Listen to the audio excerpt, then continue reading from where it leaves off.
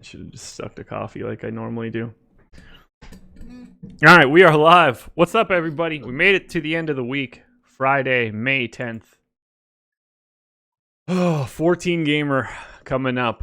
Coming off of just a brutal beating of early slate and main slate yesterday. So I'm ready to get back into it. Wow, 10% to Derek Rodriguez. That'll be fun to talk about.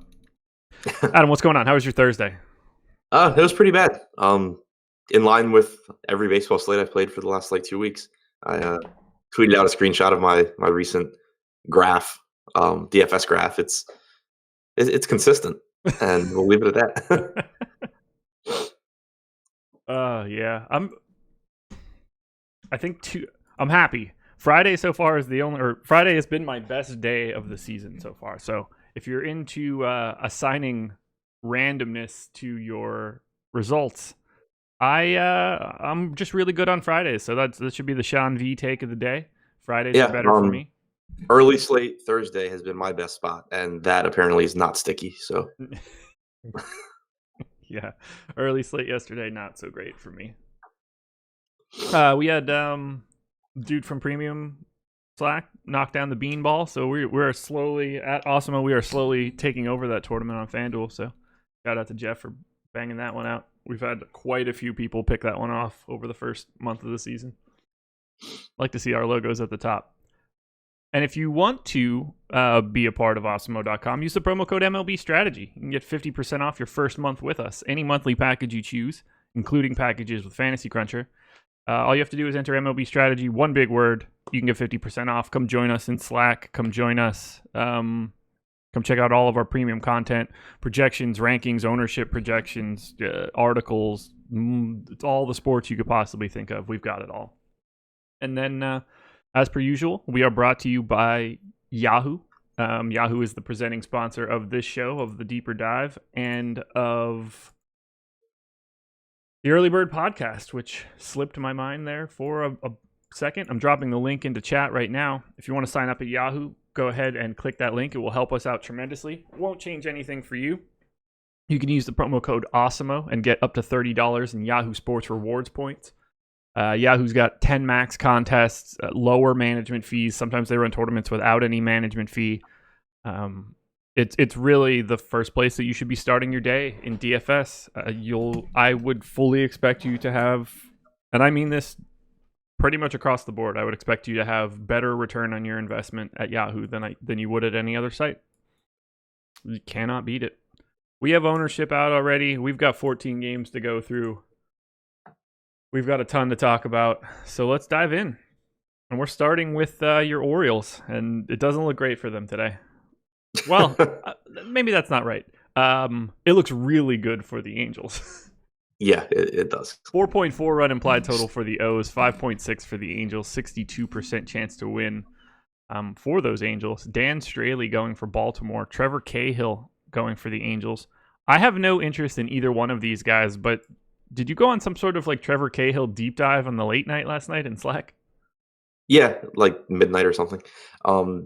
Cahill's been trash this year, and it's not. I don't just mean in terms of results. I mean in terms of like swinging strikes, called strike plus swinging strike percentage. Literally everything for Trevor Cahill has been terrible, and he's someone that for the last couple of years I've rostered a pretty decent amount, and so I kind of just wanted to figure out see if I could figure out what was going on, especially because if you look at the overall breakdown of this slate, there's a ton of good pitching at the top and not much at the bottom. So if I was really hoping I could find the reason to like Cahill, but what jumped out to me and what, again, it's something that can change at any point, and we won't know until after it happens. But he's throwing his curveball more this season, which should be a good thing because that's a pitch that in the past got a lot of swinging strikes and was a really effective pitch for him. And we love when pitchers start throwing breaking balls more. So it should be a good thing. But this year, it's getting like virtually no swinging strikes, sub 10% swinging strike percentage. It's getting absolutely hammered. If you go to Brooks Baseball and look at his vertical release point, last season, the season before that, I think even the season before that, but these seasons where he was getting a lot of swinging strikes on his curveball, one thing that stands out is that his release point on his fastball, his curveball, his changeup, every pitch he throws, were basically at the same point. This season, his curveball, his changeup are at the same point that they were in those previous years, but his fastball release point is like completely off the charts at a different spot. And so I think he's tipping pitches. I think that it's just obvious when his curveball is coming as opposed to his fastball. And so he's not getting those swings on the curveball out of the zone. And it makes sense too, because not only is his swinging strike percentage down, his chase percentage on pitches out of the zone has dropped like I think 6 or 7 percentage points. He hasn't had a game yet this year with a chase percentage that is above league average. So it all makes sense that hitters are just having a really easy time picking up when that curveball is coming. And I think it's because he's just throwing his fastball now from a completely different point than his breaking ball. Yeah, it is dramatically different. I pulled it up here to check it out. Not good. So is that putting you on to Baltimore at all? I have the Orioles right now as my 21st ranked stack from a value perspective. Will that make you get there with any sort of volume? They're getting a little bit of love. So I have interest in them anyway. So it's tough because like I take something like that, and it's more that I don't want to roster Cahill because I still don't know. I mean, for one, it's something that he can change at any point. But it doesn't make me like love the Orioles more. But at the same time, the price tag on the Orioles is really nice. And the fact that Cahill's not getting swings and misses and he is getting hit hard makes me more interested in guys like Davis and Ruiz that are, cheap and have some pop. You have Jonathan Villar, who I absolutely love on this slate because Cahill, even when he does pitch well, he can't hold runners. VR should have no trouble running if he gets on base, and he's reasonably priced. So I do like the Orioles. It's a 14-game slate, so I don't think I'm getting, like tons of Orioles, but I do think individually I'll get a lot of VR. And I do think that going to some of their, cheaper power bats is pretty appealing just because of how few swings and misses Cahill's getting. Yeah, VR, Nunez, and Chris Davis standing out as my best options coming from Baltimore. No real issue ever going to Trey Mancini. Dwight Smith is fine. I can see myself getting to a little bit here, especially on DK where you get a little bit more flexibility of positions. Right. My guess is that I get to more like 3-man Oriole stacks than 5-mans, and then I get a lot of VR one-offs. That makes perfect sense to me. VR, chalky as he is pretty much every day, as he should be. Leading off, switch hitter. Second base eligibility at a relatively normal price on Yahoo and FanDuel. Gets the shortstop eligibility as well on DK. He just makes for a really easy cash play. I mean, he should be at least on your short list in terms of cash for either second or short. Yep. Okay, Angels. They're the chalk stack on, I assume, every single site, but let me just make sure I refresh and don't speak out of school. No, they are not on DK. They are third on DraftKings, first on FanDuel, and fourth on Yahoo. So this is shout out to FanDuel for being absolutely ridiculous with their Angels pricing today. Lots of ownership going to Trout and Ohtani. Either way, how do you feel about the Angels and their matchup against Dan Straley? Straley has a 6.18 FIP via Steamer, which might be the highest I've ever seen. Yeah, Dan Straley has some of the worst numbers I think I've ever seen. Just looking, even if you break it down and look versus lefties versus righties, one thing that I do when I start kind of breaking down a game is I try and look and say, okay, like if you ignore the quality of the hitter, like what type of hitter should have the most success against this pitcher? And if you look into Dan Straley, it's anyone with a bat. It's been that bad. Like he's just awful against everyone, walks guys from both sides, gets no strikeouts, gives up power, gives up 400 plus expected WOBA. And the Angels lineup, getting Ohtani back just makes such a big difference to the depth of that lineup because people didn't really get it last year, I don't think, how good Ohtani is as a hitter, but he's an incredibly good hitter. Getting him in there with Trout just gives you two of the best hitters on the slate to build around. And then you can piece in guys like Tommy La Stella, who is, I don't know, better than Trout now. Like another 2 home run game yesterday. How many guys are better than Trout now? Jeez. I mean, Yelich still isn't. It's just La Stella. Yeah. Oh, okay. I gotcha. Yeah. Sorry, I misunderstood. No. But I mean, seriously, it's the Angels were. It feels like I'm overstating it because it's one hitter, but the Angels were a stack where it was like you get Trout, which you love, and then you get a bunch of like contact hitters that you're hoping just string together doubles. Getting Ohtani in there gives you two legitimate home run threats, and then some guys that string together doubles, and it just makes the stack so much more appealing. And then you get, you happen to get a ballpark in Camden Yards where, the favorite hitters, you get Straley, who can't get anyone out. You get one of the worst bullpens in baseball. It's just a ton working in the Angels' favor here. Yeah, Trout and Ohtani grading out insane for me. They're getting the ownership too, so I expect to be underweight on the Angels, especially on FanDuel, but really hard not to like. I mean, they grade out as my best stack on FanDuel by like a downright crazy amount. DK to Yahoo the same. Between Trout, Ohtani, I like Pujols pretty regularly. He's just never priced at a point where it's troublesome. Cole Calhoun's got some pop. There's not much that I don't want from the Angels. I mean, LaCroix is the only guy that grades out as garbage, but if that's part of a 5-man on DK, I don't really mind all that much. And he seems like he might have remembered how to hit this year too. God, I don't like him at all. Neither do I. I don't even know what his stats are this year. I just know that it feels like a disproportionate amount of the time that I'm on Twitter and I see Jonathan Lucroy home run from like the home run account. It doesn't matter. Sean V is letting us know that Ohtani simply cannot homer outside of Angels Park. I don't even know where to start with that. I mean, normally we should just finish with it, but now I just want to know how many home runs he has on the road in his career. It's probably like a staggeringly low number. Holy hell. Nope, that's not right. 15-7 home to road. So,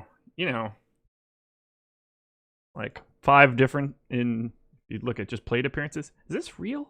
Does he really have that many? Oh, yeah, I guess he doesn't bat all that much. I think has 380 plate appearances. Yeah, so I think he'll be okay potentially hitting a home run in Baltimore. I'm not going to worry about it all that much. That's ridiculous. Absolutely ridiculous. Favorite? I can't even say favorite bat in this game because clearly the answer is Trout, and I can't even be like second favorite because I'm pretty sure the answer is Ohtani. Yeah, and then VR. Okay. Albert Pujols, man, I cannot get him to stop grading out as like a fantastic play every day. Did you see what happened yesterday with that ball? His 2000th RBI? No. So his 2000th RBI was a home run, and the guy caught it, and he wouldn't trade it back to Pujols. Like, they offered him all kinds of Pujols signed stuff and Trout signed stuff and everything. He wouldn't give it back. But I don't care about that part. He left the stadium with the ball, didn't get it authenticated, and so not only is the ball worth nothing, but he said that his brother is a Cardinals fan, and so he was going to give it to him for his birthday. But it's okay, cool. Now you're just giving your brother a baseball from a major league game, and your brother's gonna be like, "Oh, this was Albert Pujols' 2000th RBI," and everyone's gonna be like, "Yeah, sure it was." I don't care. Yeah. So not only did you not get anything, you could have just given your brother a bunch of Albert Pujols swag, and I'm sure he would have loved it. But you cost yourself money down the road. I don't know. It was just incredibly dumb all the way around. I want to circle back to that for a second. Last year I don't think he hit a homer on the road. Last year was his only year. All 7 of those road home runs certainly happened last year. Pretty sure he didn't hit one yet this year in the 2 games he's been back. He also hit a lot of them in Japan, outside of Angel Stadium. I'm sure he did. So yeah, I think all 7 of them, every single road home run was hit last year instead of the 0 that you think that it is. Fantastic research, really bringing the best YouTube chat. Is there a situation where you wouldn't give the ball back? No. There are for me. I mean, what do you mean by well, at least back in the day, that would have been the case. Let's say I catch a really relevant Ryan Howard home run in Philly. I'd probably burn it in front of him. Or throw it in a porta potty or something where it's if you want it, it's yours. But I wouldn't, they could offer me all of the Philly swag in the world, and I'd be like, no. Yeah. Or no, I mean, I don't know, insert it, if Jeter's 3000th hit, I caught it, well, I'd make Jeter pay me. I wouldn't need the Yankee swag. I'd be like, Jeter, I want whatever it is that you give to every girl. I want an iPad and a laptop. AirPods and stuff. Yeah, I mean, I don't know. I for one, like the ball, like just being not an asshole, I would like lean towards giving it back. But I'm sure whatever they offer me is worth more to me than the ball. Yeah. So Yeah, no, there are a couple instances where I would just want to stick it to that player for my team. I was gonna say Ryan Howard was on your team, but Now, that I mean, that's the perfect yeah. example. Any positive thing that Ryan Howard would have done where I got that ball, I'm going to ruin that baseball. I would certainly ruin that baseball. Okay, let's get out of Orioles Angels. 15 minutes in. Great work here. I guess, yeah, David Ortiz would be like mine, I guess. Not a big Poppy fan? Why no big No. Poppy? I mean, I like him more now that he's not playing for the Red Sox. Destroying telephones in Camden Yards. He's a really weird guy to not like, isn't he? I hated him when he played. Any particular reason? I just didn't like him. Well, is it like a Boston thing, or is it like a David Ortiz? Oh, I mean, I hate the Red Sox more than I hate the Yankees too. Okay, but that's what I mean. Yeah. Like, I don't know if like But he was also a large reason why. Ortiz aggrieved you in some way. No, it was just I didn't like him. Okay. Like I like his personality. I like him as a commentator and stuff. I just hated the way he played. I hated the Red Sox. There was a while, like when the Orioles during that stretch, the Orioles were good. The rivalry with Boston was pretty heated too. Like, and then it extended even into like the last or 2 years ago with Machado and stuff. Yeah, I really didn't like the Red Sox. Really didn't like Ortiz. Okay, that's fair. Blue Jays and White Sox. 4.9 run implied total for the Jays, 4.6 for the Sox. 53% chance to win for Toronto. Clay Buchholz going for the Blue Jays. Dylan Covey. Covey? You said it so weird that it threw me off. It's Dylan Covey, I'm pretty sure. Covey. So it's both of the things that I'm saying. Anyway, don't roster him. He stinks. I don't have any Buchholz, but it's not like totally outside the realm of possibility. Just because of the way that the White Sox strike out. It's just been, a decade since Clay Buchholz was able to get those sorts of things as well. Any interest in pitching? Is Buchholz the long guy now, or did they scratch him? Because I'm seeing Daniel Hudson. I had Buchholz when this started. I mean, I had Buchholz last night. It's Buchholz on the gambling sites. Weird. Let's see what Fangraph says. What am I getting tagged in? All my anniversary stuff. Got it. Oh, happy anniversary. Thanks, man. 5 years. Long ass time. Fangraph says Buchholz. Okay. I'm just going to keep going with Buchholz then. Yeah.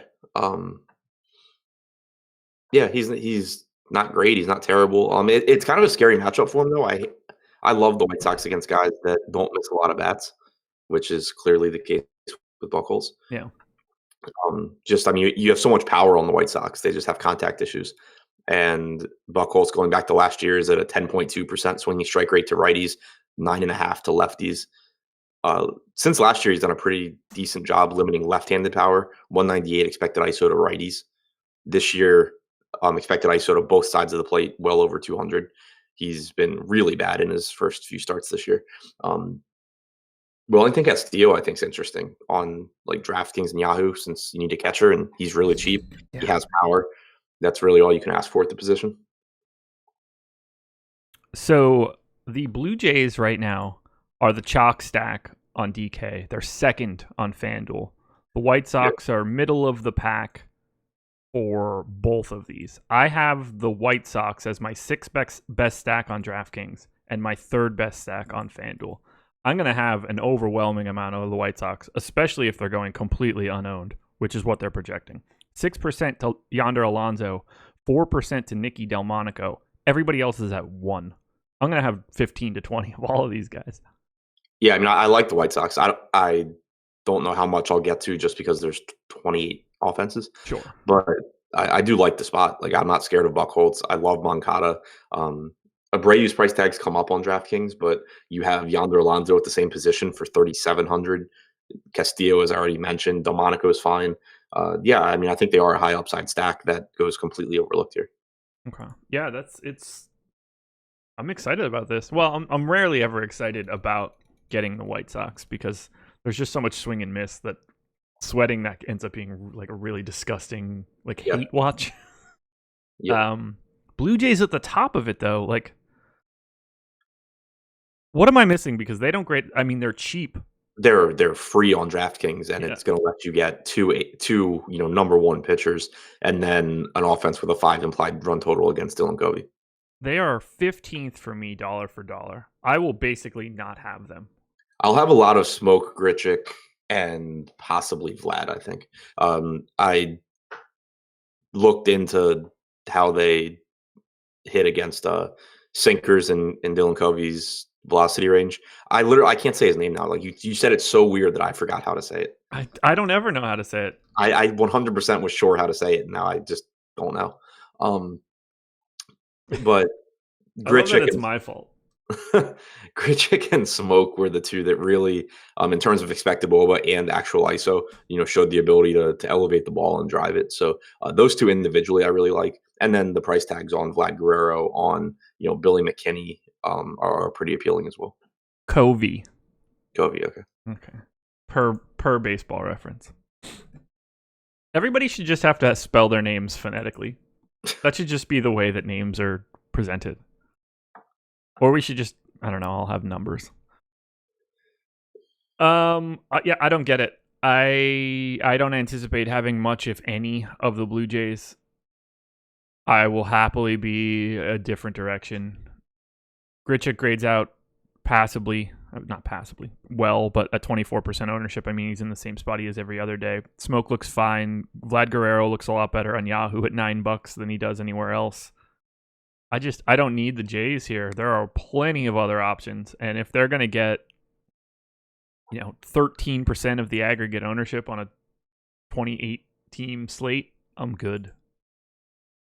I'm completely If they're going to good. get that much ownership on the two pitcher sites, do you have any in going with Covey in large field tournaments? Zero interest. I was just thinking because there is no good cheap pitching, at least that I've found yet. That could change by deeper dive, but that I agree with also. I don't think there's anybody that I would focus on below 8K. Yeah, I'm just thinking about it because if you're playing, if you're not max entering something and you're just throwing a couple lineups into a tournament, like I have a few entries in like the 500 on DraftKings today, and so I was just thinking about it in terms of in a tournament like that, the Blue Jays are going to be really popular on DraftKings, and there's no real cheap pitcher I like. But if Dylan Covey pitches well, a lot of the field is dead, and I have a leg up on bats. I don't know if I could pull the trigger on it, but I think it's just easier to not have the Blue Jays than want to also have Covey. I think that what I was saying would be more relevant if this were like an 8-game slate than a 4-game slate. Yeah. Agreed. There's just you're costing yourself something by doing both of those things at once.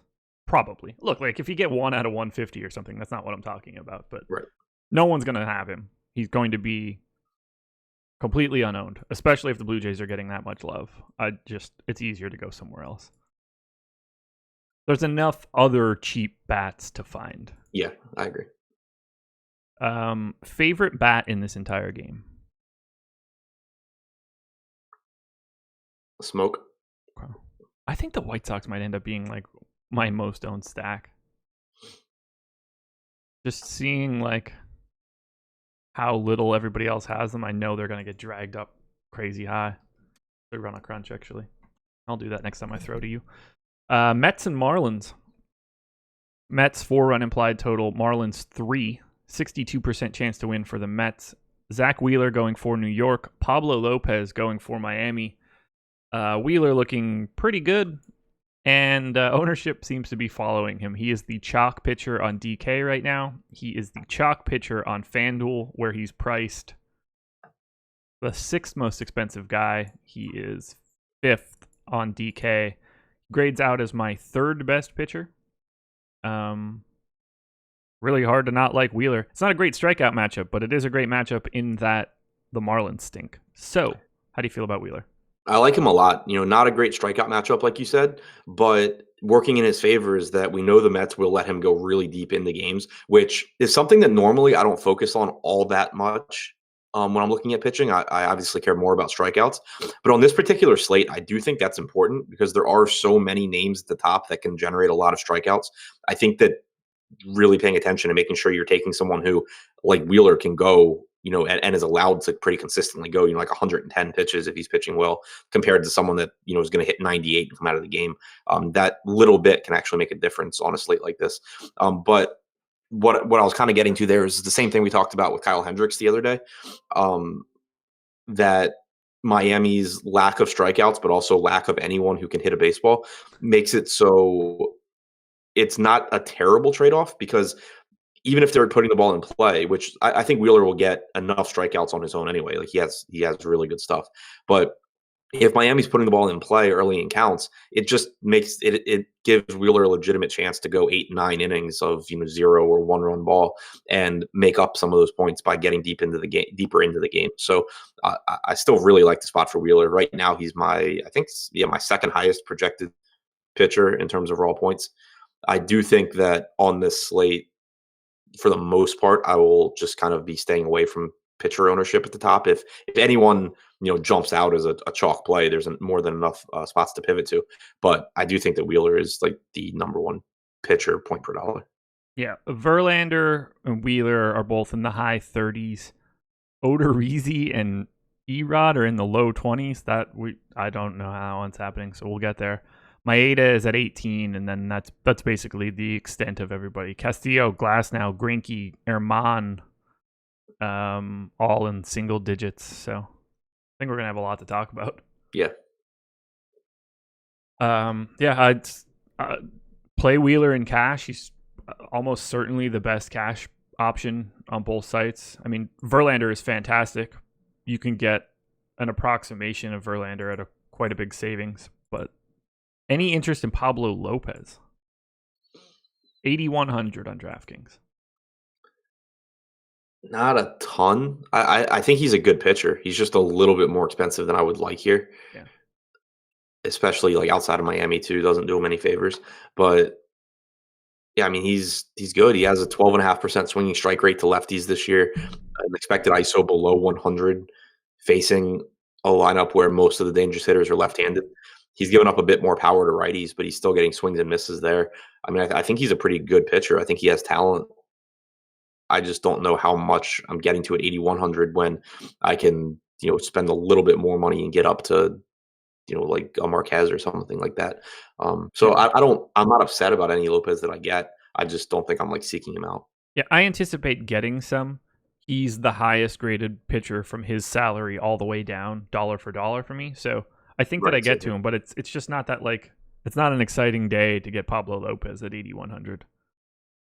Yeah, I mean that's exactly where I'm at. Like he's fine. I likely won't even look at his name again today, but I'll have some sort of exposure to him. Right. Bats. No ownership at all going to really anybody in this game. I have the Mets third from the bottom. I have the Marlins, oddly enough, higher than that, but 23rd overall. I don't need hitting here. Granderson leading off is fine. Otherwise, I'm pretty much good. The only thing that I would point out is that Robinson Cano is still really cheap. He's 3,600 on DraftKings. He, against right-handed pitching this year, 94 at bats, 407 expected WOBA, 256 expected ISO. He's still hitting the ball really well. It's not a great matchup, but again, I think that a lot of salary is going to be spent at pitcher today. So finding underpriced guys with power like Cano is going to be pretty important. Yeah, he grades out as like a completely reasonable second base option every single day. Yeah. Also, Wilson Ramos is a pretty good play. $7 on Yahoo. Yeah, 7 on Yahoo, 35 on DraftKings. Yeah, I like it a lot. Alrighty. Rays and Yankees, 3.9 run implied total for the Rays, 3.2 for the Yanks, 58% chance to win for Tampa. Tyler Glass now going for the Rays, Domingo Germán going for the Yankees. I mean, these guys are essentially a coin flip. I have them very similar. I'd probably prefer Germán on Yahoo, where he is $6 cheaper than Glass now. Neither one of them getting any real ownership. Germán is $1,000 cheaper on FanDuel. I could flip a coin between the two there. Germán, $900 cheaper on DK. These guys aren't getting any ownership. Single digits, 4 or 5%. I don't really know what to say about them. They're good. They offer upside. If one of these guys had a 30-point DK day, it wouldn't be shocking. They're just simply like the 5th and 6th best options to me. Yeah, that's pretty much where I'm at. I like them in tournaments because I do think that just knowing that people go off of projections more than anything else, I think that they will come in lower owned than they should relative to pitchers around them. I mean, you're talking about Glass now has the 3rd highest strikeout percentage on the slate behind Verlander and Castillo. He's walked 4.5% of hitters this year. He's gone from a guy who cannot throw strikes to a well above average walk rate, and his stuff is absolutely nasty. So yeah. I like Glass now a lot. The ballpark obviously is really good. And if he's not going to get ownership, then I like getting there. The issue is just that, he's not only is he not facing the Marlins, but he's more expensive than Wheeler. Yeah. And without cheap SP2s, your money at pitcher is already, it's going to be tough to get the bats that we want without taking a lot of risk at pitcher. Spending extra money to get to Glass now actually does make it tough. So I really like him. I like getting him in tournaments. He's another guy that I think if I'm hand building and looking to, for spots to be contrarian, it's one of the best spots you can get to is getting to a guy as talented as he is in a, reasonable spot against a bunch of right-handed hitters. But like in cash, I would just go with Wheeler. Yeah, I'm with you there in cash. If I'm going to get to someone like Glass now, or even Germán if we want to talk about them similarly, since he's got a bit of a discount, guys are perfectly set up to be single entry pivots to Verlander or, 3 max, 5 max type guys. Yeah. It's just really hard to want to volume up because they're overpriced compared to some other guys. I did find something interesting on Germán, and I love Domingo Germán, so I don't want it to seem like I'm saying he's not good or anything. I was just really surprised because I know he gets a ton of swinging strikes, but out of pitchers that have thrown at least 200, starting pitchers that have thrown at least 200 pitches this year, he ranks 52nd out of 177 in called strike plus swinging strike percentage. That was just really surprising to me given how many swinging strikes he gets. What was the ranking again? 52 out of 177. That's brutal. Yeah. That is really brutal. Wow, I wonder. I don't know what to make of that. Yeah, I'm with you. I'm a big time Germán fan. That doesn't make me feel better. For comparison, Tyler Glass now is 13th, right behind Germán Marquez, right ahead of, and this was before yesterday, Mike Soroka. Okay. I just ran a 300 lineup crunch for FanDuel and DraftKings, so I'm refreshing right now to get an idea of where I stand. Cool, 75% Verlander right out of the gate. 40 to Wheeler. On which site? DK. I don't think I'll get to that much Verlander. I'd be surprised if I maintain there, but it's just, first crunch, no tweaks. It's all of my ownership is going to 4 different pitchers, so we've talked about one of them. Yeah. Bats, no one higher than 7% ownership in this entire game. Gary Sanchez, probably the best visual bat I would want here, but I have a lot of respect for Glass now, a lot of respect for Germán. I don't really want to try to target stacks or hitting here. Yeah, I'm good. Okay, perfect. Moving on. Here's one of my pitchers. Red Sox and Mariners. 5.7 run implied total for the Red Sox, 4.3 for the Mariners, 64% chance to win for Boston. Eduardo Rodriguez going for the Sox, Eric Swanson going for the Mariners. Don't anticipate Eric Swanson throwing a gem again. But Erod grading out very, very well for me. He is my 4th ranked pitcher on DK. Same sort of status for FanDuel. I got 20% of him on my first crunch, 8% on FanDuel. That is right with the field. Just he's at a reasonable price point today in a spot where there's not a lot below him. Yeah, I mean, I agree with you. He's good against. Well, I mean, he's good against righties.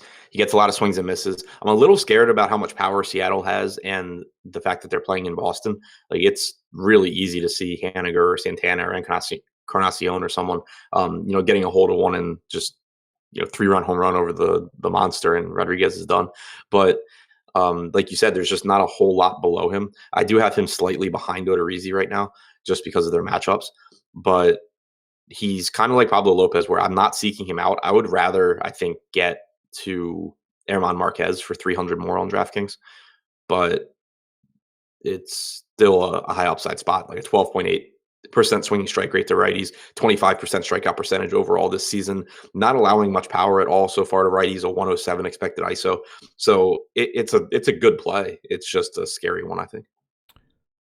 Yeah, I would also prefer going to Marquez if I had to choose between the two, which I did do because I got to 40% Marquez at 12% ownership. I think you and I will probably be similar in that one. I'm going to assume that we'll also be similar in not having much Jake Odorizzi if he's 24% owned, but I don't know if you're an Odorizzi guy or not. I'm an Odorizzi guy, and I'm a pick on Detroit guy. But I don't think I'll play much chalk pitching on this slate. Okay. Yeah, I got 1% Odorizzi here. We just got Shannon Lambert in YouTube chat saying my Erod shares will go to Odorizzi. Best of luck with that. I mean, I have Odorizzi slightly ahead of Erod. Well, then you can both be wrong. I have Erod 1.5 ahead of him. This could all change. The Mariners, this particular Mariners projected lineup has a 25% aggregate K rate via steamer. 2 separate people with 30+% strikeout rates in Domingo Santana and Tom Murphy. Tim Beckham teetering on the edge at 29%. D. Gordon projected to lead off. I would guess that he doesn't. Yeah, I'd be shocked if he plays. Yeah, which is not going to make them strike out any less. So this is probably the best strikeout matchup on the board. Dylan Moore certainly doesn't hurt Erod. No, not so much. Apparently, D. Gordon was real pissed at J.A. Happ for that. Yeah, he was not happy. Yeah, which is weird. I mean, I pitched, not a lot, but enough to know that I've never thought about hitting someone over the plate on their hands. Like, I get that you don't want that ball coming up on you, but I've never thought, like, I could probably get him shoulder high in the wrist. Yeah. Well, I mean, that was his argument, was that it was too close to his head. Yeah, well, like, I mean, don't stand 60 feet 6 inches away from someone that's throwing a rock at you.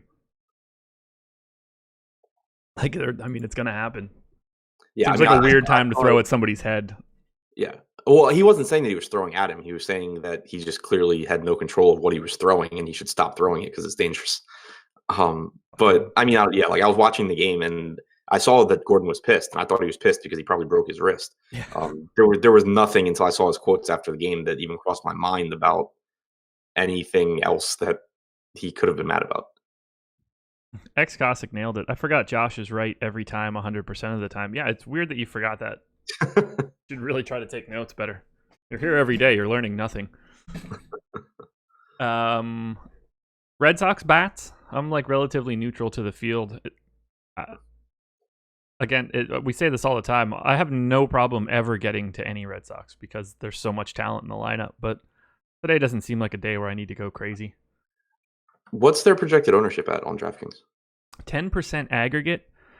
This will probably normalize itself a little bit. They are actually the second chalkiest stack on DK, but it's Benintendi, Betts, and Martinez in like the teens. Nobody else with any real ownership, and then Jackie Bradley at 21. I just think they're way cheaper than they should be. They have almost a 6 implied run total. They're at home, which plays up right-handed power. Swanson's fine, but he's not. It's not like he's great or anything. They're cheap. I mean, bets on DraftKings is 5,100, but he's the only. Michael Chavis is 5K. They're the only two in the lineup that are 5K or higher. Martinez's price is going back down. Moreland, Bogarts, Devers are all 44 or 4,300. They're really inexpensive for the amount of upside that you get. So I really, really like them, especially on DraftKings at those prices. How do you feel about Mitch Moreland at 2% ownership? It seems good. Yeah. Guy in YouTube chat. I'm in an arguing mood today. Josh seems to indicate that Mike Trout is the best player in baseball by a wide margin. And maybe right now that's true, but looking at his numbers compared to like Bonds and Pujols in his prime, Trout isn't close. Yeah, he's not close to Bonds. No one is. Yeah. The greatest hitter ever. Certainly I would take Trout before I took Pujols. Yeah. Trout's They're the like best. the same hitter, only one of them can also play high level defense in center field and not at first base. And adds value on the bases. Yes. Well, Pujols was actually a really solid base stealer early in his career. Actually, I forgot about those days. I want to say that he swiped probably like 20, 25 bags for the Cardinals. He was like a 20. Yeah. It sounds right to me. Now I just want to know. I mean, obviously we remember the last like 8 years of Pujols' career a little bit differently. Now it's not as much as I thought. He swiped 16 in 09, 14 in 2010, 16 in 05. So he wasn't stealing as many bags, but he wasn't like he could run. Yeah. Yeah, but no, I mean Trout. Like Bonds is the only person that is in the Trout conversation. Trout is the only person that's in the Bonds conversation. Yeah. And it's still just. I mean, Bonds is playing a video game on a different difficulty level, basically. Yeah. The fact that you're just doing that in AT&T is still just absurd. Yeah, it's just bonkers. It's so crazy. I mean, he had like a 500 on base percentage when he was 43 and getting blackballed out of the league. Right. So, yeah. Bonds is on a completely different planet. Any Mariners bats for you? God, we're not going to get through this show anytime soon. I'm getting caught on every tangent possible. Yeah. They're more expensive than I would like because I like the idea of taking some right-handed bats here at low ownership in Fenway, but paying 5,300 for Encarnacion or almost 5K for Santana isn't really that appealing. Yeah, the only bat that stands out for me is Encarnacion, and I don't like. You get what you pay for on that one, at least. Yeah. Santana and Healy on Yahoo are pretty reasonably priced. 13 for Santana, 11 for Healy. I had Healy as my home run pick last night. Did not work out. Yeah.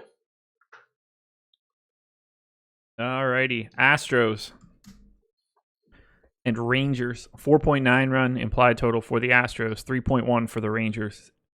Makes me happy. 69% chance to win for the Stros. Go ahead. Nice. Thank you. Justin Verlander going for Houston. Lance Lynn going for Texas. I don't think that we're going to get into any disagreement here that Justin Verlander is the best pitcher on the slate. Just like... Best pitcher? Yes. Or, yeah, sure. Okay. Salary is a different story. He's $11K on DraftKings, $11.3 on FanDuel, $60 on Yahoo. I'm still going to get to a bunch of them because I think the Rangers are pretty bad, and they certainly have some swing and miss in there. But it's not just the no-brainer that it normally is for me. I'm just glad this game isn't in... I don't want to say this the way that it comes out. I'm glad this game isn't in Texas, even though it is in Texas, but not Texas, the team, state, How do you feel about Verlander? So I like him if you can get to him in cash. I don't think I'm going to get to a lot in tournaments, and the reasoning is it has nothing to do with Verlander. It has nothing to do with his matchup. He's my top projected raw point scorer. But when you think about it in terms of upside, clearly he can go a complete game shutout and strike out, 14 guys and get like 45 points. But if you throw that away, because, other guys can do that too. So let's say, Verlander's very good outcome is like 30 to 32 points or something. That's obviously, good at his price tag, but there are so many guys a little bit cheaper that have that same kind of ceiling with Glasnow, Marquez, Domingo Herman, Wheeler, a couple other guys that I'm pretty sure I'm forgetting. Greinke. I mean, not that I have Greinke in that same category, but Luis Castillo. Like there are so many guys that just give you a little bit of a discount off of Verlander, and Verlander being the highest projected pitcher and having the name value, his ownership's going to be higher. So 36% on DraftKings right now, right. second highest behind Wheeler. Yeah, it's just I don't think I sacrifice much in the way of ceiling by saving a little bit of money and getting a lower owned pitcher over Verlander. Okay. I have his target score at just under 40% today. Next closest guy is Marquez at 19. Like he's just on a different level for me. So I'm gonna end up having quite a bit of Verlander, mostly because I think he gives me the most consistent shot at that 30 plus score on DK. Which means that I just need to find hitting stacks that are cheap enough to get him. And on a monster slate, I like getting Verlander more. Yeah, that's a fair point. And it really will, you mentioned it with the stacks. It'll really come down my exposure to what stacks I actually end up fitting in, because like I said, I have Verlander projected the best. So where I can get to him, I'm going to. It's just that I don't think you're losing a ton in terms of ceiling if you can't quite get there. Yeah, I mean, we're going to see someone in that Castillo, Glasnow, Greinke, Erman, Maeda range that pops off. Right. And does it at a more efficient clip. God, now YouTube chat's talking about Pujols RBIs compared to Trout, and all I want to do is dive out of my office window. What a useless stat. Wow, incredible. Any Lance Lynn for you? I'm not serious. I thought you were going to spit that drink out for the second time in as many I didn't shows. spit it out last time. It never made it into my mouth. Even better. Even better. And no, I'm good on Lance Lynn. I mean, he's always been better against righties, but these are just not really righties that I want to take him against. Here's the piece that's surprising me. There's basically no ownership going to the Astros. Well, they're expensive for the first time in a week in probably the worst matchup they've had over that time. I mean, other than Mike Minor, who's really good, but like their price tags are finally up. Correa on DraftKings today is $800 more expensive than he was yesterday. Springer is $800 more expensive than he was yesterday. Bregman $500 more expensive than he was yesterday. That'll do it. That'll do it. Yeah, Springer grades out okay. I don't mind any of them. I don't have any interest in any Rangers. Although, I guess you could talk me into Gallo at any point in time. But not fun. Yes, when I said useless stat, I meant that 100%.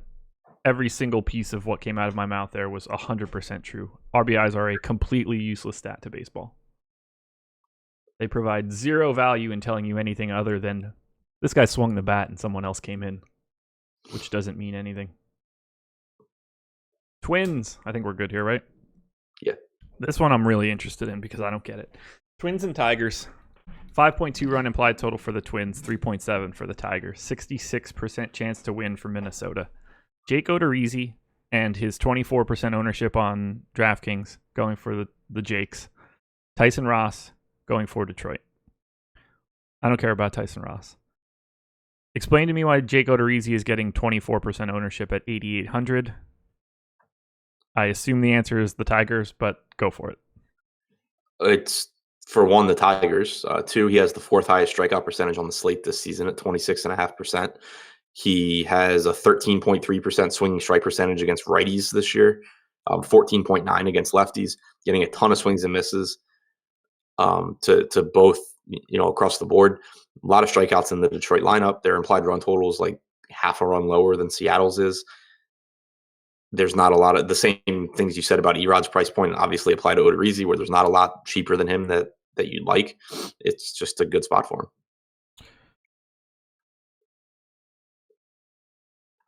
What's your difference in projection between him and Arrieta?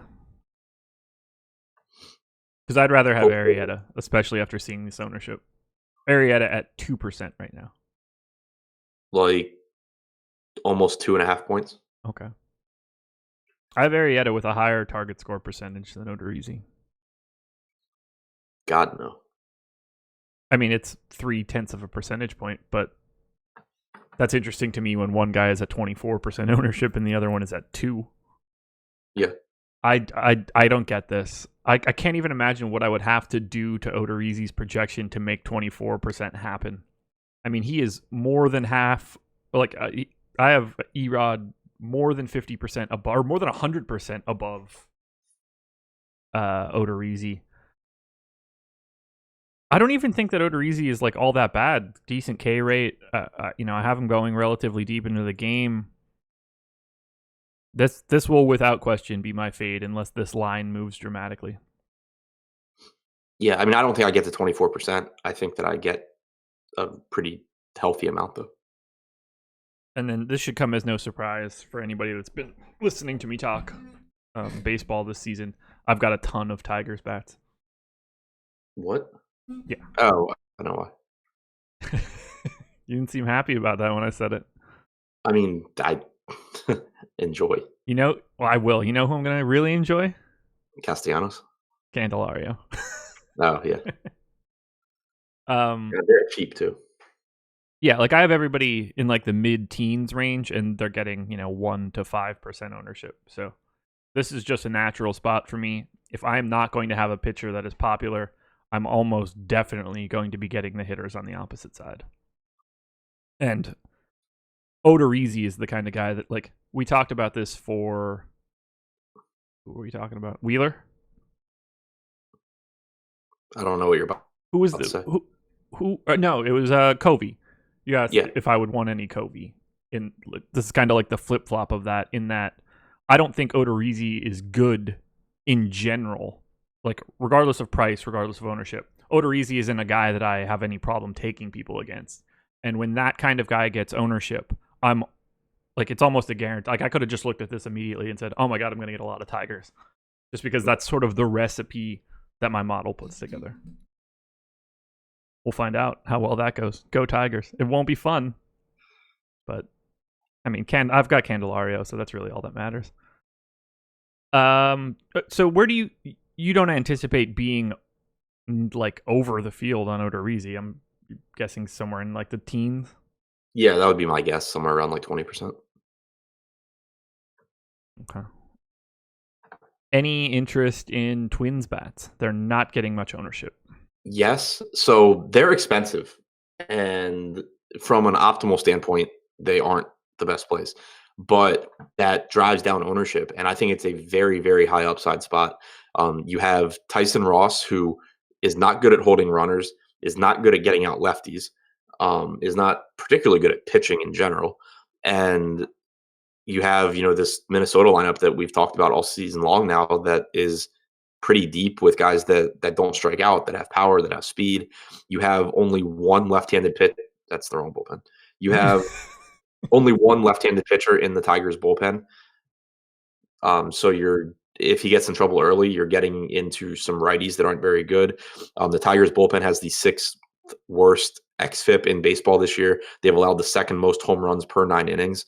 There is just so much upside in multiple ways and throughout the entire game for this Minnesota team that I'm really interested in them in tournaments. They are unowned right now. Completely unowned. They are 17th in aggregate ownership right now. Marwin Gonzalez and Kepler are at 8%. Everybody else at 1%. So that's probably a function of price, I guess. Yeah, I mean, I think so. Jorge Polanco is $5,700 on DraftKings. Craziness. I would have more interest in the Twins, but they seem to have priced themselves out of my interest for today. Yeah. I don't really know what else I would change. Like when they go outfield, outfield, and 3 of the first 4. The only thing breaking that up is a $5,700 shortstop that is $1,000 overpriced. It makes it tough. Yeah, it's just I love the upside. Yeah, I can't disagree with that. I mean, massive power here. I've got an aggregate 197 ISO in this spot. Tyson Ross does not miss bats, does not do anything really of value. So this could be a big one for the Twins. Yeah, it'll depend probably on if I can find a cheap pitcher that I actually like. Yeah. That's going to be the majority of my day after this show, is just trying to find any reason to actually like any cheap pitcher on this slate. You know what the majority of my day will be after this show? Getting high and eating. No, but good guess. You're certainly not wrong. No, lots of work to do today, actually.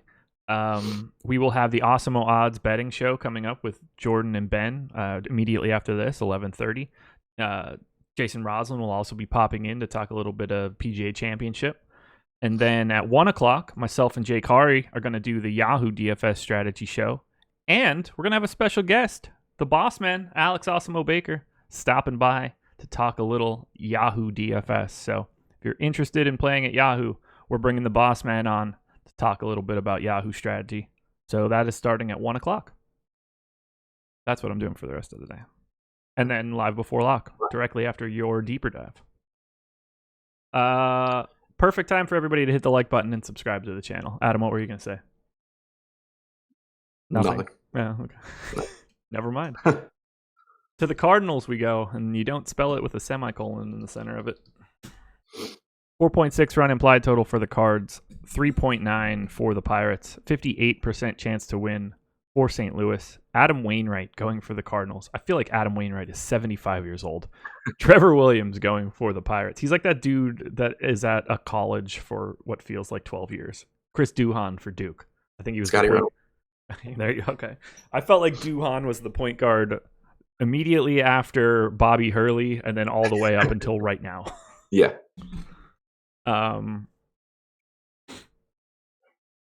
Let's see. I have no interest in Wainwright or Trevor Williams. Do you? No. Williams is a decent pitcher at preventing runs, just not a lot of strikeouts there. Wainwright, not a lot of strikeouts, facing a Pirates team that doesn't have a lot of strikeouts. Been absolutely awful against lefties this year. 4.5% swinging strike percentage for Wainwright. He's thrown 82 curveballs to lefties. He has a 5% swinging strike percentage. He's allowed a 258 expected ISO overall. So yeah, I don't see getting there. I do see some Gregory Polanco in my lineups. Same. I have 8% right now. I'm a little bit over the field on the Pirates. The YouTube chat's just driving into a wall right now. Still talking RBIs? No, they're talking about WAR. It's a newer stat. According to the WAR stat, Mike Trout is the best player of all time. Don't get me wrong, I like Mike Trout, but he's a little overrated. How do you find this channel? First of all, that is not what WAR says at all. Not at all. He's in the discussion if he continues to play at this rate for the next 8 or 9 years of his life. But not at all what that says. If Mike Trout's overrated, we're all overrated, man. I love how it's like it's not even Mike Trout's overrated because X, Y, and Z say he's the best player, and I disagree. It's Mike Trout is overrated because all of these stats say he's the best player ever, and I don't agree. Yeah. Carpenter, Goldschmidt, Frazier, Marte, Polanco. That's pretty much all I'm going to get to here. I don't see this game as particularly highly stackable in 5-mans, and I don't want the pitching, so it's just kind of not on my radar. I actually have some interest in the Cardinals here. Okay. I have it's a price upside thing. I have respect for Williams as a pitcher, but he also doesn't miss a lot of bats. He actually does have a 13% swinging strike rate to righties this year, but so many good right-handed hitters in this lineup and a absolutely dead Pittsburgh bullpen. They were dead going into last night. Last night did not do them any favors. They used they had 3 different pitchers throw at least 20 pitches last night. Of the pitchers that didn't pitch last night, 2 of them threw 30 pitches on Wednesday. Their bullpen is just absolutely shot. And you have Matt Carpenter at $3,800, Goldschmidt at $3,900, Yachty at $3,900, Jose Martinez at $4,200. That's a lot of power at really cheap price tags in a spot where if they can just get to the starting pitcher somehow, whether it's through lucky hits or not, they have so much upside throughout the rest of the game. I just don't have anybody grading. Paul DeJong for 5,100 is insanity. I just have a hard time. I would have a really hard time getting to a 5-man of the Cardinals. Yeah, I don't think I will because they're all cheap except for DeYoung and Ozuna. Yeah.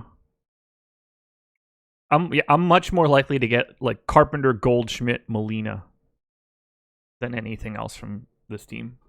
Yeah, that's fair. It's just I like the full stack because of how dead the Pirates bullpen is. That's a reasonable way to look at it if you know that they're just going to be bringing in a bunch of dead arms. God, man, this is just a brutal. I might have to close YouTube chat. It's tilting me today. Royals and Phillies. Royals 4.3 run implied total. Phillies 5.0. It's a 57% chance to win for the Phils. Homer Bailey going for Kansas City. Jake Arrieta going for the Phillies. You going to get any ownership to pitching here? Possibly Bailey, just because he's really cheap and he at least has a pitch that gets swings and misses. It's obviously not a matchup that I like. It's not a pitcher that I trust or anything like that, but he probably has more strikeout potential than other pitchers around them.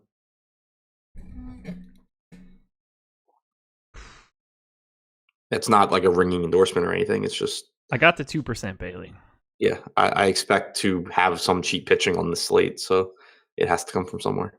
Yeah, I didn't get much of this game. A small amount of the Phillies on FanDuel, not much on DraftKings. I expected to get more Phillies because I don't think that Bailey is good, but I didn't.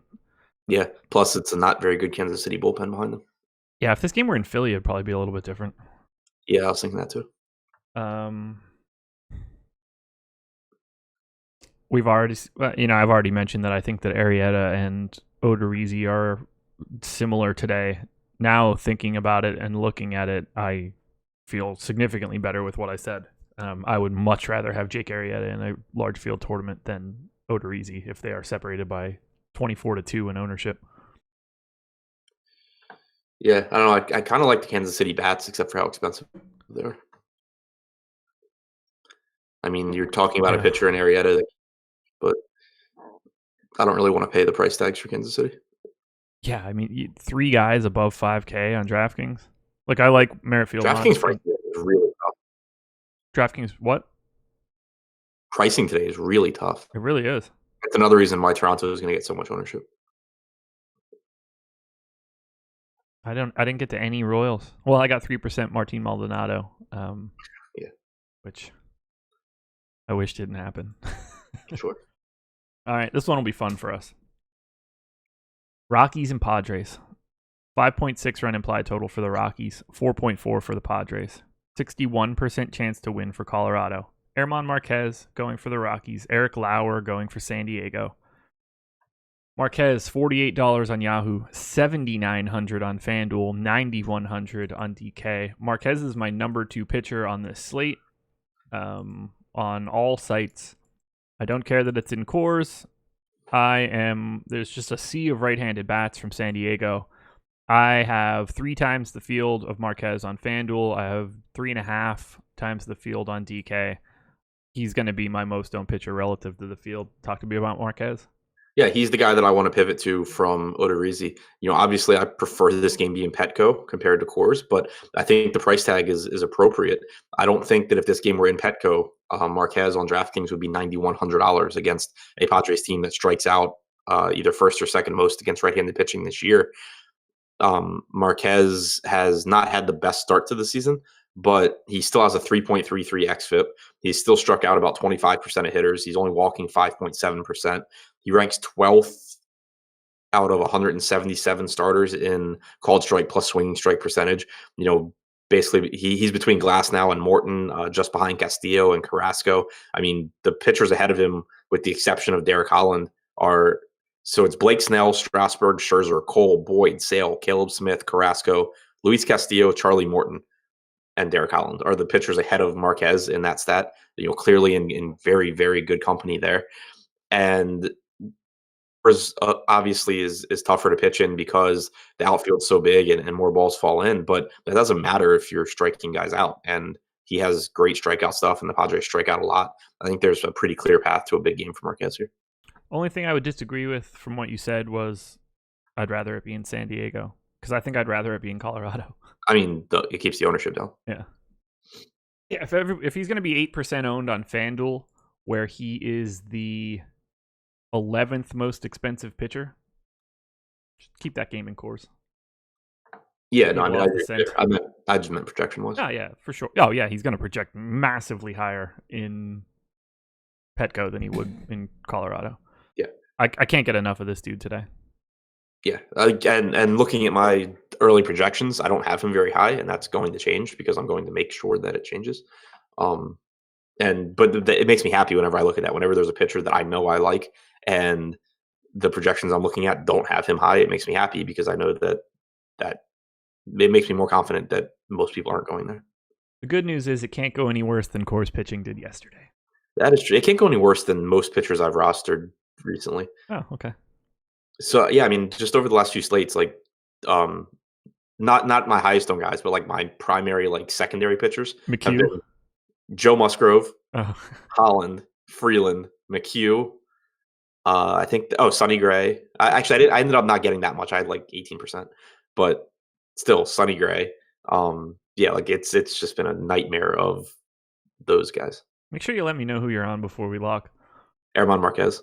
Okay, I'm gonna have to figure out a way to get off of him. Any Lauer for you? He's a guy that grades out as one of the dudes I'd consider sub 8K. 6,600 is like, okay, you're good from time to time. I can't get behind it all that much though. I just can't get there in this park against all the righties. I mean, Arenado and Story are just so good. Yeah. And then you get, Reynolds and Desmond and more righties with Hampson and Iannetta. I don't think he's a bad pitcher, but it's not someone that I have any intention of rostering here. Yeah, I'm with you. I didn't get to any. He's just one of the guys that have like non-bright red colors next to his name for cheap guys. Sure. How do you feel about Rocky's bats? I got to some decent ownership on the top end on FanDuel where like Mark Reynolds is still 3K, but I didn't get to a lot on DraftKings. I didn't get to much Padres, obviously. The problem here is that I think Marquez is good, and I think that Eric Lauer is at least an average starting pitcher, so it's making it hard for me to get to bats. I expected the Coors bats to be even more highly owned, but the way the pitching is set up, having Blackman, Story, and Arenado at 58, 56, and 5,700, they're tough to pay for. Yeah, I could see getting some like Arenado down stack or Story like Arenado down where you're getting, kind of a discounted Reynolds and Desmond. Hampson is cheap, not very good, but cheap. So yeah, I mean I'm kind of torn on it because for one, it's a 14 game slate with the Rockies not being the highest owned team, and that's always appealing, especially when you can get Arenado and Story against the lefty. But the Padres bullpen has the second best xFIP in baseball this season. They've actually allowed the most home runs per 9 innings, but I expect that will stop happening, considering that they have the second best xFIP in baseball. They've struck out 27% of hitters. They don't walk a lot of guys. It's a good bullpen, so that makes the full stack a little bit less appealing. But I do obviously really like Arenado and Story individually. Yeah, they getting to 3-mans or 2-man stacks or one-offs from the Rockies seems pretty easy, especially if they're not going to get that much ownership. But man, that's a tough team to stack all 5 of today, at least. Even Iannetta at 4,200 is kind of crazy. Yeah. How do you feel about Padres bats? Do you anticipate targeting anything against Marquez? Probably not, unless Marquez were to somehow start getting ownership. They're priced up enough where I don't really want to get there. Like Machado's back up to 4,800, Franmil Reyes 46, Renfroe 53. Like those are the 3 guys in that lineup that I normally am interested in. The Rockies bullpen has been the worst in baseball, but and the park obviously is the best spot to hit in, but I don't really see getting to a lot of San Diego. Yeah, same. It's hard for me to want to get to any San Diego. 1, because I think Marquez is so good and I'm going to have a lot of him. But 2, he's not getting any ownership either. So I'm not getting a lot of gain from going to the Padres for, just leverage reasons. Right. 4 to go. Picking up the pace a little bit. A's and Indians. I finally just stopped reading YouTube chat. It's slowly making me dumber. 4.5 run implied total for the A's, 4 run implied total for the Indians, 56% chance to win for Oakland. Frankie Montas going for the A's, Cody Anderson going for the Indians. Anderson, just a reliever. I don't think that there's like a long man coming in. This appears to just be a bullpen game. Am I seeing anything incorrect? I think Anderson can go like 4 or 5 innings if he actually lasts that long. He didn't last time. Really? Okay. Let me just backtrack a little bit. Just take a look at it. That obviously matters. 12 batters is the most he's faced this year. Was he in the minors at all? 10 batters in the minors. Yeah, I put him in for 2 innings. Ultimately, it doesn't matter. I don't think either of us are rostering Cody Anderson. No. Okay. Not rostering Montas as well. Nope. He's just more expensive than I want. Yep. Ooh, somebody just said please don't play Marquez. That's exciting for me. I feel even better. I don't have any ownership to the A's, which is kind of surprising to me. Very little, but I am getting quite a bit of Indians, especially on DraftKings. I'm neutral with the field on FanDuel. So, do you have any interest in Indians bats or the A's for that matter? Not really in the Indians too much. I think that Montas is decent enough. I don't think the Indians are that good outside of like Lindor and Ramirez. Um, Montas just does a pretty good job of not giving up runs.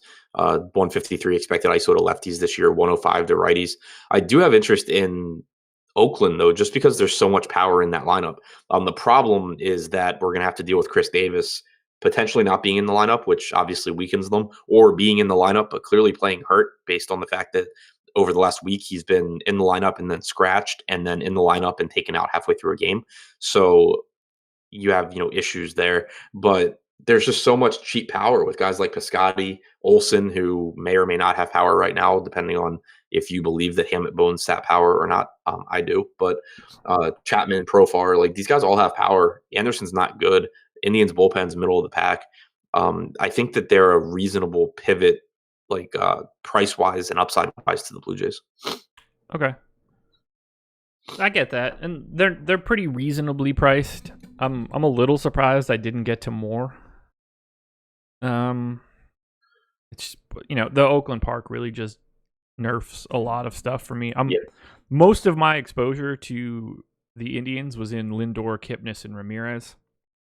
And then it got filled out by like super cheap Jake Bauers or Plawecki as the catcher that fills it out. So I don't have a ton of interest in anybody outside of the guys that you really should have an interest in.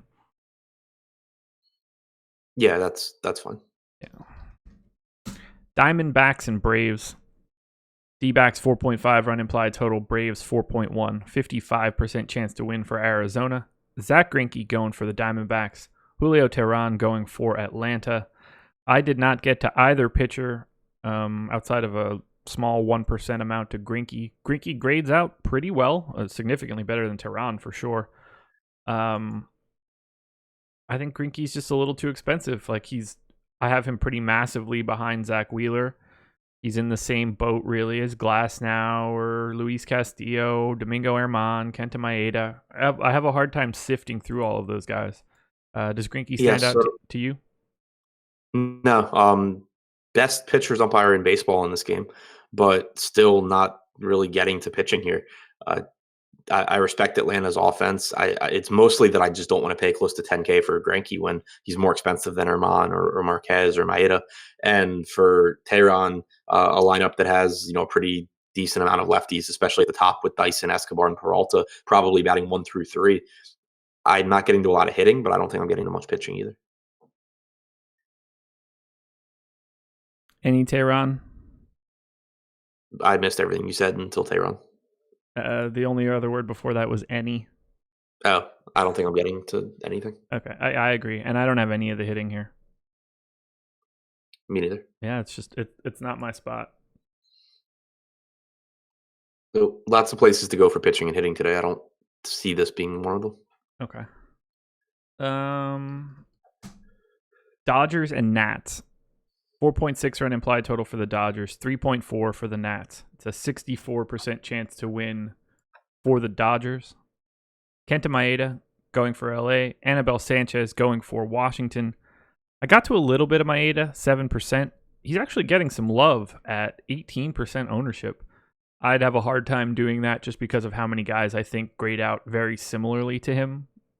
So I don't anticipate getting anywhere near what the public is, but he does grade out as a perfectly acceptable pitcher. On FanDuel, where he's 7,600, much more in play. He's the 12th most expensive pitcher. I have a lot more interest there.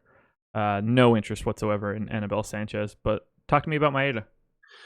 Yeah, so I mean, right now he's my 4th highest projected pitcher in raw points. Again, I'm going to be adjusting at least Aaron Marquez, but I think it's a good spot for him. We always like him against righties, and you have a primarily right-handed lineup for the Nats. Still no Adams or Soto expected to be in the lineup, so you probably have like 2 lefties in there. He has a 16.5% swinging strike percentage against righties this year. He's just been really, really good against righties as usual.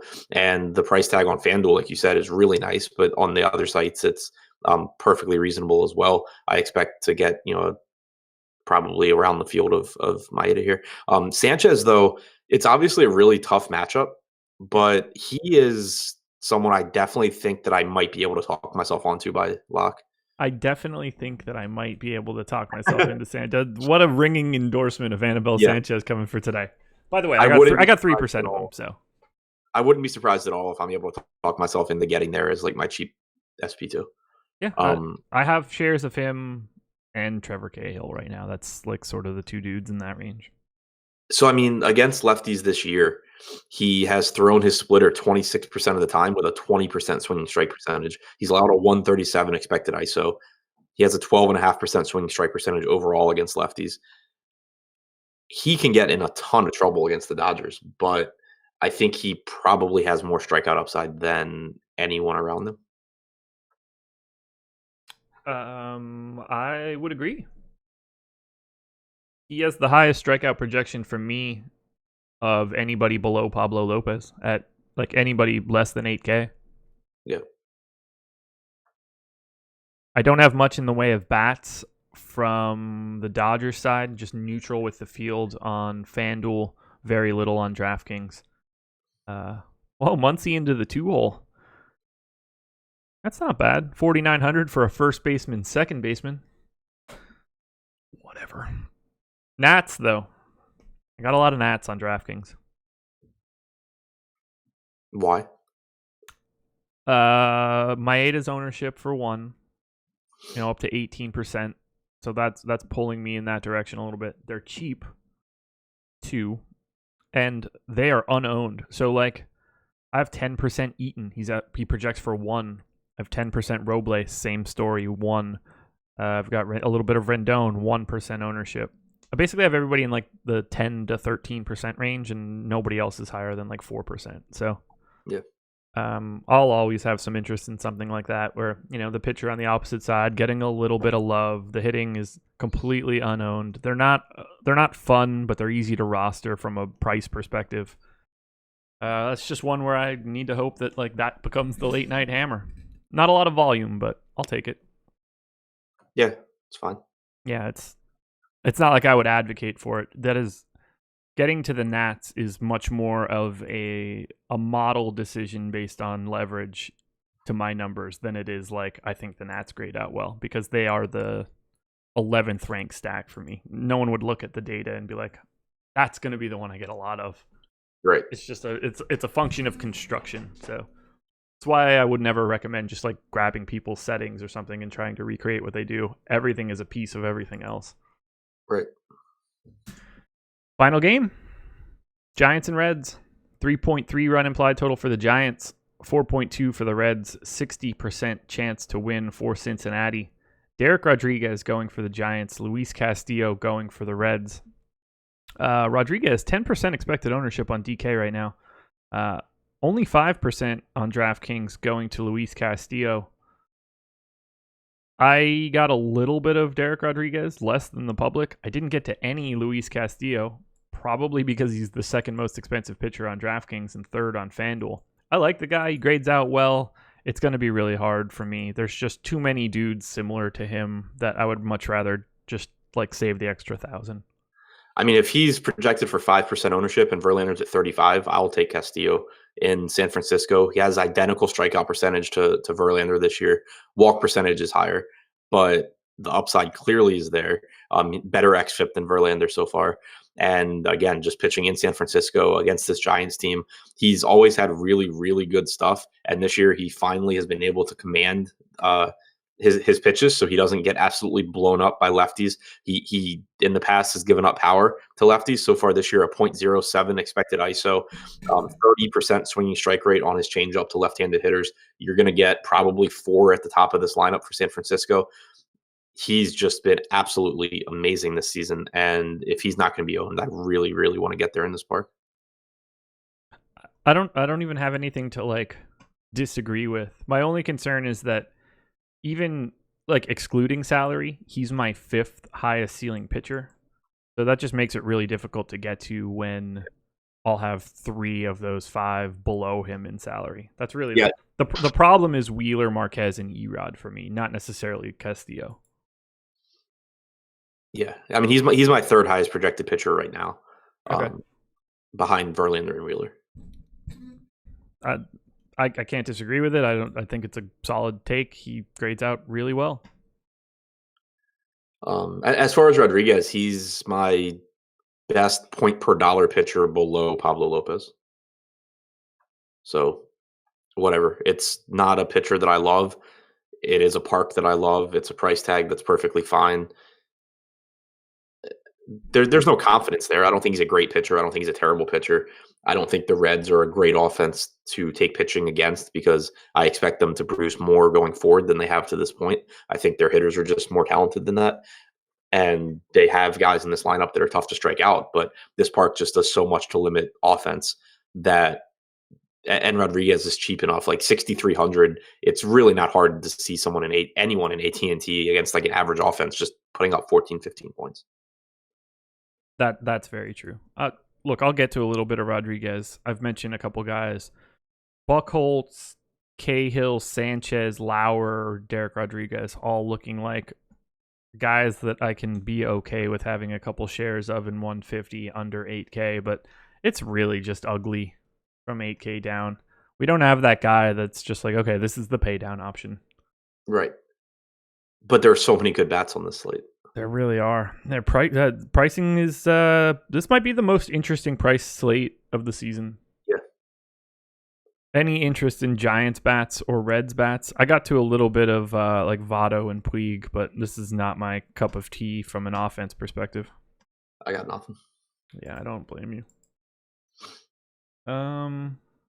14 games up, 14 games down. Let's take a quick peek at some of the crunches that I ran earlier on DK and see sort of what the construction looks like. And we'll go ahead and get out of here. Give way to the Awesome Odds betting show. All right, so I've got 300 lineups crunched on DraftKings. You have a pitching combination you want to give me that we should start with? Marquez and whoever. Perfect. So in my top 3 lineups are Wheeler Marquez, Verlander Marquez, and Verlander Marquez. Angel stack, like this is why the slate this is why ownership gets to where it is. Wheeler Marquez, 5-man Angel stack, Vlad Guerrero, Danny Jansen, Jackie Bradley. Do you have the good Angels? Hmm? Do you have the good Angels? Yes, Pujols, La Stella, Cozart, Trout, Ohtani. Okay. I mean, like, you know, Cozart's not a good Angel, but he's also 2,800. Yeah. I got the good Angels in it. So there's only really 2. So. Right. Oh, well, plus La Stella. That's right. Yeah, did you have Ohtani? Yes, I do. Could also get to a 5-man Indian stack with Verlander, Plawecki, Kipnis, Ramirez, Cargo, Bowers, Trout, Cozart, and then a one-off Goldschmidt. Maybe it's not as hard as I thought it would be. What would be a good pitching combination with Marquez to like really open up hitting? Erod, I guess. I'll say Erod or Erman. All right, I've got some Marquez, Erod lineups. 5-man Angels, Otani, Simmons, LaStella, Pujols, LaCroix, Jacoby Jones, Candelario, and Grichuk. We could probably massage that one a little differently. I'm trying to find about 5-man Red Sox. Bradley, Benintendi, JD, Bogarts, Devers, Tucker Barnhart, and Joey Votto. I don't like that. And then VR. Yeah. What are some of the teams that you would be looking at? Or favorite stacks? Actually, so now that we've talked through the entire slate, I actually like the Orioles more than I did at the start. Okay. Because their price tags are appealing. The run totals in that game, if the site I'm looking at is right, are just skyrocketing right now too. I have Orioles at 4.4. I don't know if it's moved. I see them at 4.8 now, and I see the Angels at 6.4. I'll just check it because that's when the show started. It was 6 and 4.6 for me. Let me update mine. So we've got the line is minus 175 plus 160, so that's fine. And total probably got to be up a half run, right? Oh, okay. And it's up more than that. It was 10 when we started. It's 10.85 now. Yeah. So I have the implied total for this game now set to 6.1 Angels, 4.8 O's, which is that's got some heat on it. Yeah, I'm with you. I think the Orioles stand out a little bit more. Let's see if I got an Orioles 5-man, and yeah, I've got quite a bit of them, and that number will only go up. Orioles 5-man, Nunez, VR, Ruiz, Martin, and Wilkerson.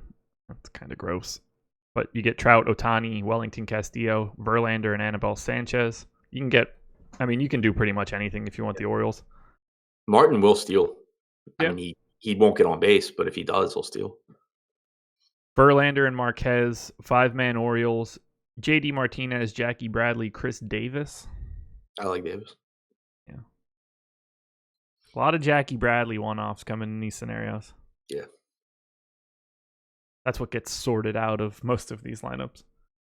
Because he's chalk as well. Whoa, okay. Well, this is the perfect explanation of why the bottom of pitching is bad. You can get that 5-man Orioles stack. Severino, Davis, Wilkerson, Ruiz, VR, whatever. Betts and JD, Otani, but pitching is Verlander and Homer Bailey. Yeah. But at the same time, there's probably going to be a cheap pitcher that has a good game today. There's a lot of them going. Yeah. Just in pure volume. Yeah. No, yeah. And look, you get that 58. If Homer Bailey puts up 15. Oh. Yeah. Yeah. I don't know. I think it's a fun slate. I think there's a lot of ways to go. I agree. I'm going to look at, since the Tigers were like my jam in my crunch, what am I getting with the Tigers? Verlander, Wheeler, JD, Benintendi, Seager. I mean, you basically just have the nut 3-man stacks across the board when you go to Detroit. I'm excited for this slate now. I wish that it was 6 o'clock because the degenerate in me wants to gamble now instead of 6 hours from now. Yeah. All right. Anything else? Nope. Alrighty. Hit the like button on your way out the door. Subscribe to the channel to get alerts when we go live. We will have the Awesemo Odds betting show coming up in a half hour. Ben Rasa and Jordan Frank getting joined by Jason Roslin halfway through to talk golf, but they're going to recap the Kentucky Derby, talk NBA playoffs, current golf, PGA Championship next year, Game of Thrones, which I have to generally try to not listen to because they talk about stuff that's going to ruin it for me. At 1 o'clock, Jake and I will be talking Yahoo DFS specifically. The boss man, Alex Baker, going to be coming on to join us a little bit to talk some Yahoo sometime during that show, so pop in. Deeper dive from 4:45 to 6 today, 14 gamers for Adam and Laffy, and then myself and Jake closing out the day live before lock, 6 to 7. So come join us. Deep dive from Laffy coming out in the early afternoon. He's going to have a big one on his hands today. I think we're done. Hour and 30. We still got there after all of that YouTube nonsense. That's it. Enjoy your weekend, everybody. Best of luck. Happy anniversary, wife.